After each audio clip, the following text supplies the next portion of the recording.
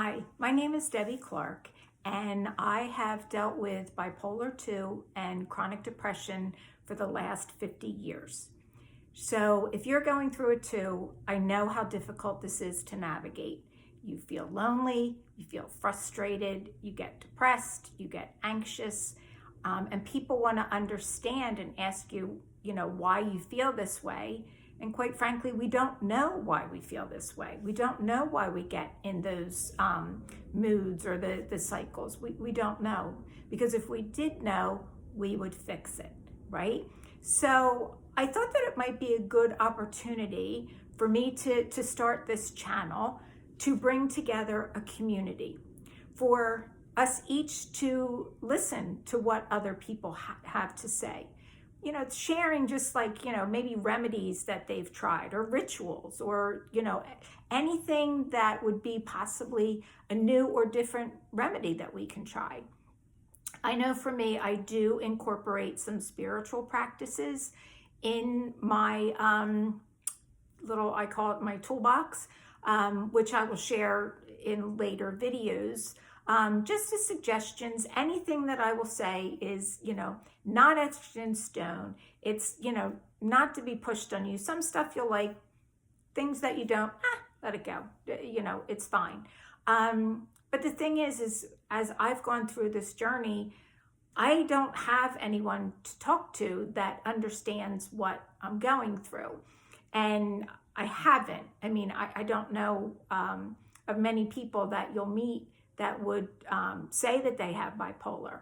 A lot of people say they suffer from depression or they suffer from anxiety. For some reason, they're okay to say that sometimes, but very few people will say that they suffer from bipolar or, personality disorders, anything like that. So I'm trying to change that. I've been working at trying to change that for at least 30 years, maybe a little bit less, but I will talk about this with anyone and everyone, obviously. But I'm very transparent about my disorder. I feel that when we can try to make each other feel normal, it helps tremendously. We can look each other in the eye, or, unfortunately just through comments, and say, hey, you know what? I couldn't get out of bed today. It was a really shitty day. And myself or one of our community members will say, I get it. Guess what? On Monday, I couldn't get out of bed either. And so just supporting each other in that way to let each other know you're not weird, you're not different. And most importantly, you're not making it up.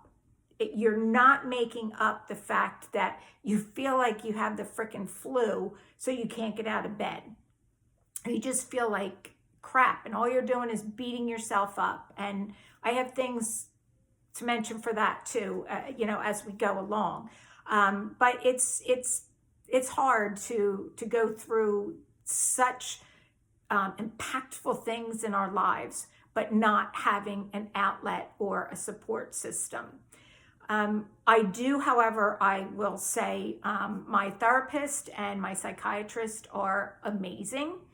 Through the years, I've had some really good team members. I call them like my health team members. There's been some that haven't been so great, but the ones I have now, I just truly am so grateful for. I not only respect them for being in this mental health industry, but for them saying, like, they could pick any type of ailment or whatever, I can't think of the proper word, that they would want to study, any type of illness or sickness, and they picked ours. And like, they're out there trying to help us, trying to find new ways, new suggestions to us. So grateful for them, so grateful. But the flip side is they don't understand. So if we go to them and we're talking and, sharing, a lot of times, like, I feel like, well, you get it and you're suggesting something from a book, but you don't know how those words on that page feel, you know? So that's why I thought that it was really important. I should mention I am not a doctor or a therapist or a clinician. I won't be diagnosing anybody. I won't be, suggesting any medications or anything. I am just a person who's going through it, who cares deeply. I care deeply about you. I care about how you feel, how you're getting through this. I care about, the times that you struggle. I care.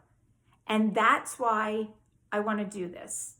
I want to help you in any way that I can. And that's what I'm setting out to do, to hopefully help navigate your journey a little bit. And I will say this too. When I say I'm going to be transparent, I'm not going to sugarcoat anything. I am also, though, very optimistic person. I will find the silver lining in any situation. I will also say to people like, okay, well, this crappy thing is happening. What lesson can we find in that? Not that we can really do that with some of our bipolar issues, but so that you get my personality. So I will be very honest and open with you. Anytime I'm telling you a story, anytime I'm sharing an experience, it's all truth. So on this channel, I hope to talk all mental health illness. Definitely focus probably more on bipolar 2 and on depression.